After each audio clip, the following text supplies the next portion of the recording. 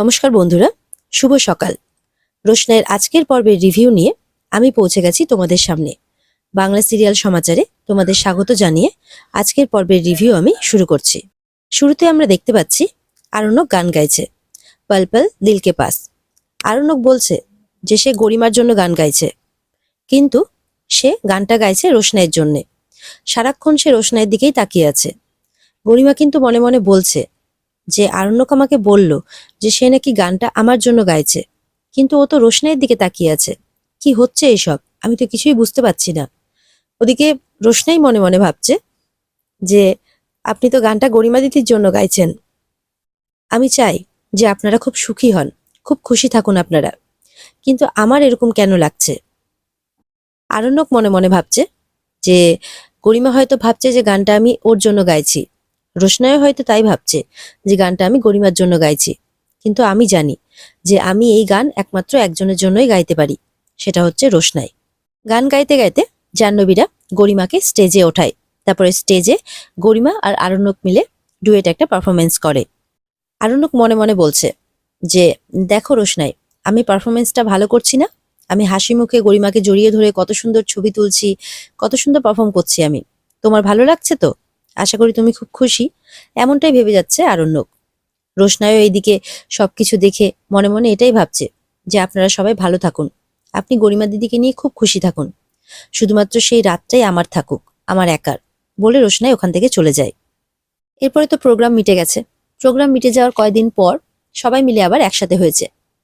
সেই দিন আবার বিয়ের মানে যেই হলো আর কি প্রোগ্রামটা, তার ছবি চলে এসেছে। রাজা নিয়ে এসেছে যে অ্যালবাম এসে গেছে, সেটা দেখে তো সবাই খুব খুশি। সবাই মিলে এবার দেখতে বসেছে। তনুশ্রী রোশনাইকে বলে চা নিয়ে আসার জন্য। রোশনাই যখন চা নিয়ে আসে, তখন রোশনাইকে আরো দেখিয়ে দেখিয়ে ছবিগুলো দেখা হয়।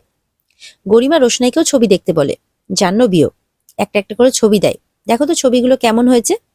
রোশনাই বলছে খুব সুন্দর হয়েছে, একদম made for each other. Mishtu বলছে হ্যাঁ, মেড ফর ইচ আদারই তো, সবার সঙ্গে কি সবার মানায় নাকি? তখন রোশনাই বলছে আমিও তো তাই বলছি, একদম মেড ফর ইচ আদার, খুব সুন্দর মানিয়েছে ওদেরকে। এরপর তনুশ্রী বলছে রোশনাইকে যে যখন আমাদের বাড়ি থেকে গায়ে হলুদের তত্ত্ব যাবে সুরঙ্গমার বাড়িতে, তখন সুরঙ্গমা বলেছে তুমি যাতে অবশ্যই যাও। পুরো রিচুয়ালসটা সুরঙ্গমা চাইছে বাঙালি এবং বেনারস এই দুটো মতেই হোক। তুমি তো ওখানকার মেয়ে, তো তুমি তো নিশ্চয়ই জানবে রিচুয়ালস গুলো, তাই তুমি একটু হেল্প করতে পারবে। রোশনাই বলে হ্যাঁ, আমি যতটুকু জানি ততটুকু আমি হেল্প করে দেব, আসলে খুব বেশি আমি জানি না। তখন গরিমা বলছে কেন, তুমি তো তোমার মামাতো মেয়ের দিদির বিয়ে দেখেছো? তখন রোশনাই বলছে হ্যাঁ, আমি দেখেছি। আসলে বড়রা তখন ছিল, তো তখন বড়রাই সামলে নিয়েছে ব্যাপারটা, আমি তো জাস্ট দেখতে গেছিলাম। তবুও ঠিক আছে, আমি যতটুকু জানি আমি ততটুকু অবশ্যই বলে দেব। তখন গরিমা বলে হ্যাঁ, তুমি যতটুকু জানো ততটুকু বললেই হবে। আর তনুশ্রী এটাও বলছে যে এখানেও কিন্তু আমরা বাঙালি মতেই করছি, যদি কোনো কিছু দরকার হয় বা তোমার মনে হচ্ছে যে এটা করা উচিত, তাহলে আমাদেরকে কিন্তু অবশ্যই বলবে।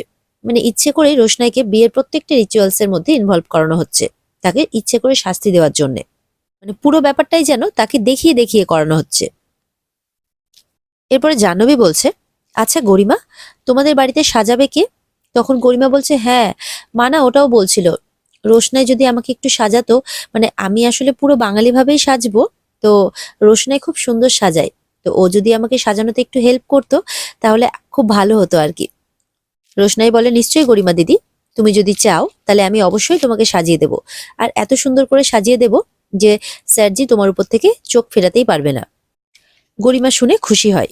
গরিমা বলে আচ্ছা, তারপর তুমি এই বাড়িতেই ফিরে আসছো তো? রাজা বলে তুমি কি বিয়ের আনন্দে ভুলেই গেছো নাকি যে তোমাকে বেনারসেও, মানে বেনারস তো তুমি যাবে না, তোমাকে মুম্বাই যেতে হবে, তো মুম্বাই যাওয়ার কথাটা তোমার মনে আছে নিশ্চয়ই? তখন রোশনাই বলে হ্যাঁ, আসলে বৌভাতের প্রোগ্রামটা মিটে যাক, আমি মুম্বাই চলে যাব, আমার মনে আছে। এরপর তো জাহ্নবী বলছে আচ্ছা, এরপরে রোশনাই কোথায় যাবে সেটা তো না হয় আমরা সবাই জানতে পেরে গেছি, কিন্তু তোমরা এখনো হানিমুনে কোথায় যাচ্ছ সেটা কিন্তু এখনো সারপ্রাইজই থেকে গেছে। তখন গরিমা বলে দেখো জাহ্নবীদি, আসলে কোথায় আমরা হানিমুনে যাচ্ছি, কবে যাচ্ছি, এই সব কিছু আমার কাছেও ক্লিয়ার নয়, আমিও কিছু জানি না, কিন্তু বিয়ের পরে আমাকে একটু বাইরে যেতে হবে। তখন বড়মা বলে সে কি, তুমি বিয়ের পরপরই বাইরে চলে যাবে? বলে এখনো কনফার্ম নয়, কিন্তু আমাকে দুবাই যেতে হতে পারে। সম্ভবত অষ্টমঙ্গলার পরেই যাব আমি। তনুশ্রী তখন বলছে, কিন্তু আমরা তো জানি যে বাদশার টিকিট কেটেছে, ও তোমাকে সুইজারল্যান্ডে নিয়ে যাচ্ছে। তখন গরিমা বলছে, আসলে এই ব্যাপারটা আমার কাছে জানা ছিল না যে ও কোথায় নিয়ে যাচ্ছে বা কবে যাচ্ছে, কিন্তু আমার এই কাজটাতে যাওয়াটা খুব ইম্পর্টেন্ট, কারণ এটা আমার জীবনের স্বপ্ন, আমার একদম ড্রিম এটা। হানিমুন তো আমি ওখান থেকে এসেও যেতে পারবো, আমরা যে কোনো সময় হানিমুন প্ল্যান করতে পারবো, কিন্তু এটা বছরে একবারই হয়, এটা তো যে কোনো সময় হবে না, তাই এটা আমাকে যেতেই হবে। শুনে একটু তনুশ্রী, জাহ্নবী এরা মানে অসুবিধে হয় আর কি, সমস্যা হয়, এদের খারাপ লাগে, কিন্তু হাজার হোক গরিমা বলে কথা, তাকে তো কিছু বলতে পারবে না তারা। গরিমার মতো একজন বড় মাপের মানুষকে তারা ঘরের বউ হিসেবে পাচ্ছে, তো তার ডিমান্ডটাও তো তারা রাখতে বাধ্য, সে মনে ইচ্ছে থাক বা নাই থাক। তখন এরপরে জাহ্নবী বলছে, আচ্ছা ঠিক আছে, বিয়েটা তো আগে ভালোই মিটে যাক, তারপর না হয় বাকিটা দেখা যাবে। এরপরে জাহ্নবী আর গরিমা মিলে রোশনাইকে আবারও তার কাজগুলো মনে করিয়ে দিচ্ছে। তত্ত্বের সঙ্গে যাওয়া, মানে প্রত্যেকটা রিচুয়ালসে রোশনাইকে থাকতে হবে, গরিমাকে সাজিয়ে দিতে হবে। এরপরে বলে যে তনুশ্রী ডিমান্ড করছে আর কি, তুমি তো তাহলে আমাদের সবাইকেও সাজিয়ে দিতে পারবে। রোশনাই বলে, হ্যাঁ হ্যাঁ অবশ্যই পারবো, এবারই ও বাড়ি, আমি সব বাড়িতে গিয়েই সাজিয়ে দিতে পারবো, আমার সাজাতে বেশ ভালোই লাগে। তনুশ্রীরা বলে, ভালো, খুব ভালো কথা। জাহ্নবী আবার বলছে, তাহলে তো তুমি মেহেন্দিতেও যাচ্ছ, মেহেন্দিতেও হেল্প করতে পারবে। রোশনাই বলে, তোমরা যদি চাও তাহলে আমি অবশ্যই হেল্প করতে পারবো। এইভাবে একের পর এক ডিমান্ড করা হচ্ছে রোশনাইয়ের কাছে, আর রোশনাই খুশি মনে সে তাতে রাজিও হয়ে যাচ্ছে। গরিমা বলছে, রোশনাই যদি ভালো মেহেন্দি পরায় তাহলে কিন্তু আমার ওর কাছেও মেহেন্দি পরতে কোনো অসুবিধে নেই। এরপর একের পর এক ডিমান্ড করা হচ্ছে তার উপরে, তার কাছে। রোশনাই রাজিও হয়ে যাচ্ছে। বড়মার ব্যাপারটা দেখে খারাপ লাগছে, কারণ হাজার হোক বড়মা জানে যে রোশনাইকে ইচ্ছে করেই দেখানোর জন্য এই সমস্ত কিছু করা হচ্ছে, রোশনাই যাতে খারাপ লাগে, রোশনাই যাতে প্রত্যেকটা ব্যাপারে হার্ট হয়, সেই জন্যই এই ব্যাপারগুলো করা হচ্ছে। বড়মা বুঝতে পারছে, কিন্তু বড়মার কিছু করার নেই। এরপরে আরণ্যককে ডাকা হয়, খবর পাঠানো হয় যে গরিমা এসেছে, আর রোশনাইকে বলা হচ্ছে যে সব ছবির মধ্যে একটা বেস্ট ছবি বেছে দিতে, যেটা বড় করে আরণ্যক আর গরিমার ঘরে থাকবে আর কি।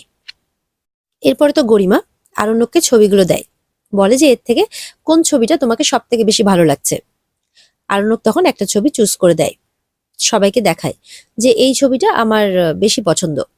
তখন তনুশ্রী বলে, ও মা, রোশনাইও তো এই ছবিটাই চুজ করে দিল। আরণ্যক তখন রোশনাইয়ের দিকে তাকাচ্ছে, আরণ্যক ঠিক যতবার রোশনাইয়ের দিকে তাকাচ্ছে, গরিমা কিন্তু প্রত্যেকটা জিনিসই ফলো করছে। যাই হোক, এরপরে দেখে যে দুজনের পছন্দটাও একই। রাজাও তখন বলে, আমারও এই ছবিটা পছন্দ। জাহ্নবীও তাই বলে। তখন ঠিক করা হয় সেই ছবিটাকেই আরণ্যকদের ঘরে আর কি বড় করে বাঁধিয়ে রাখা হবে। এরপরে রোশনাই দাদু ঠাম্মির ঘরে মেহেন্দি সংক্রান্ত কিছু জিনিস নিয়ে যাচ্ছে।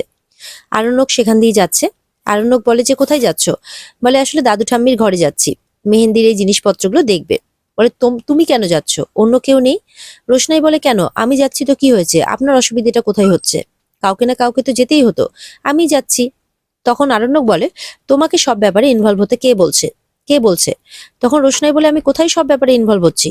বলে, কেন, সকালবেলা ওই ছবির ব্যাপারেও তো তোমাকে কে বলেছিল ছবি চুজ করতে?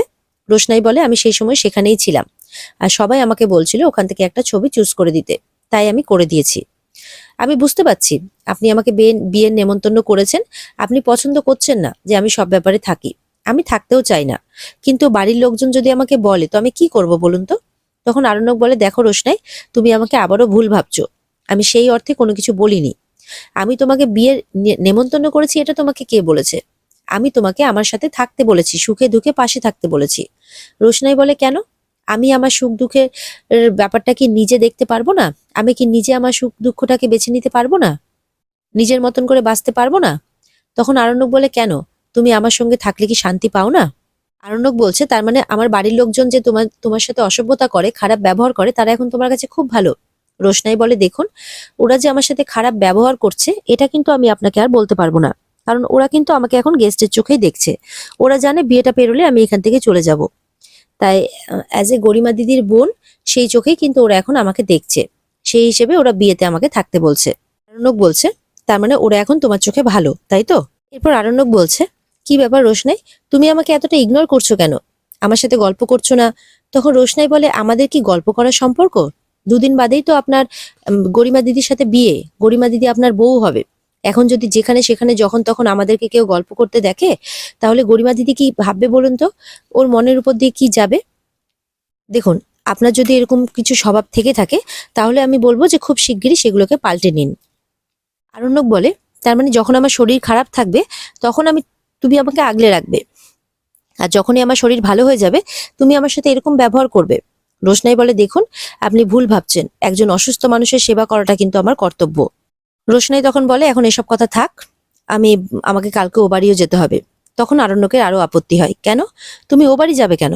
তোমার কি ও বাড়িতে গেলেও খুব ভালো লাগবে নাকি? তখন রোশনাই বলে যে এটা আমার দিদির বিয়ে, তো আমার এখানে ভালো না লাগার কি আছে? আমার তো ভালোই লাগছে, আর এটাও তো আমার একটা কাজ, আমি খুব ভালোবেসেই করব। এরপরে রোশনাইয়ের ও বাড়িতে যাওয়াতেও আরণ্যক আপত্তি জানায়, আর এখানেই আজকের পর্ব শেষ হয়ে যায়। তো বন্ধুরা, এই ছিল আজকের পর্বের রিভিউ। যদি তোমাদের ভালো লেগে থাকে তাহলে অবশ্যই পর্বকে লাইক, কমেন্ট আর চ্যানেলকে কিন্তু সাবস্ক্রাইব করে দেবে। আর এই পর্বের বিস্তারিত দেখতে অবশ্যই তোমরা স্টার জলসার পর্দায় নজর রাখবে। তাহলে দেখা হচ্ছে তোমাদের সাথে আগামীকালকে নতুন পর্বের রিভিউ নিয়ে। ততক্ষণ সবাই ভালো থাকবে। টাটা।